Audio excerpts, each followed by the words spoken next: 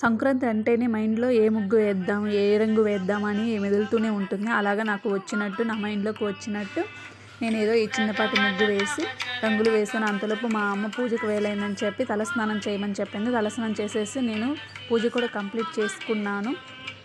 అలా కంప్లీట్ అయ్యాక నేను టెంపుల్కి వెళ్దామని అనుకున్నాను. ఇలా మేము ఉండే ఊర్లో కొత్తగా కట్టిన వెంకటేశ్వర స్వామి గుడి ఉంటే వెంకటేశ్వర స్వామి గుడికి వెళ్దామని చెప్పి గుడికి రెడీ అవుతున్నాం. అలా వెంకటేశ్వర స్వామి గుడికి వెళ్ళిన తర్వాత చూస్తే చాలా అంటే చాలా బాగుంది. నేను ఎప్పుడు చూడలేదు ఈ టెంపుల్. పూర్తి వీడియో తీద్దామనుకుంటే అక్కడ ఎలో లేదు.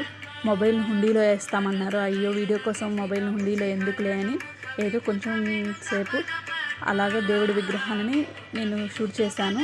నాకు ఎందుకో చాలా బాగా అనిపించింది. ఇలాగో బల్లిని కూడా తాకితే ఏవైనా శాపాలు ఉన్నా తొలుగుతాయంట. అందుకని బంగారు బల్లిని, వెండి బల్లిని కూడా తాకేసి అలానే బయలుదేరిపోయాను.